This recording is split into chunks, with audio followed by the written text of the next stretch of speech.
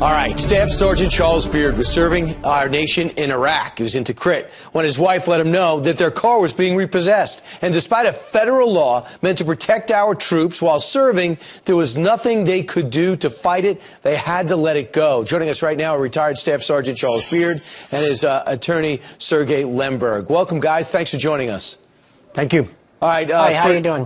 Great. Sergeant, first tell me what happened. You're serving in Tikrit. You got a really important job there. Your wife gets in touch with you to say your car's being repossessed.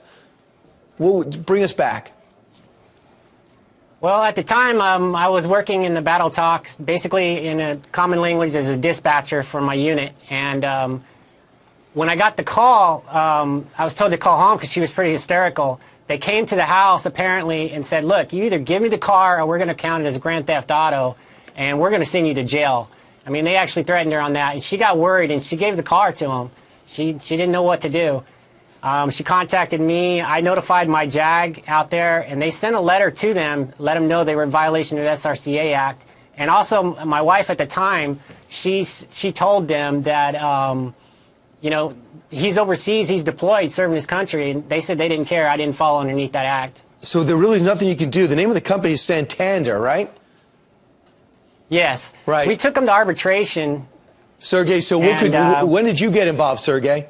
Around maybe 6 months later, Charles contacted me, relayed the facts. We filed a class action complaint in the federal district court in Sacramento.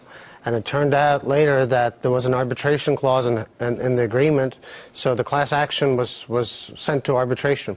Right. So next thing you know, you got to get your car back, plus you are serving. You had to take a day off from what you're doing in the middle of a war zone to try to get this handled. You add that stress to it. What eventually ended up happening, Sergeant, with your car? They repossessed the vehicle. And when they repossessed it, they tried to charge me for the fees for the you know, to sell the vehicle and what was left over from financing, and on my credit report was a repossession. Yeah, so that you can't get rid of that. That's still on your credit report, and it's giving you problems still that your car was repossessed. You end up getting your reimbursed for the money, correct? So over $6,000? Yes. Yes, but they actually did take it off. They did take it off my credit report after, yes. All right, so Sergey, what happens now to this company? How do we stop this from happening now from other guys being deployed? Geez, you know, we bailed them out, but who's going to bail them out morally? You know, they're not supposed to do it. It's a 100-year-old law that's been on the books for a long time. It says you cannot repossess a car belonging to an active duty service member. It's a criminal offense. It's a civil offense, yet they don't care. They just yank the car and leave these guys' families to, you know, essentially without a car, without a means to get around. The Department of Justice did fine Santander $9.35 million last month for widespread illegal seizures.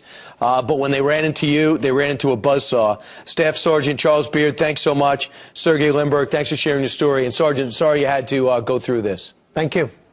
Well, thank you.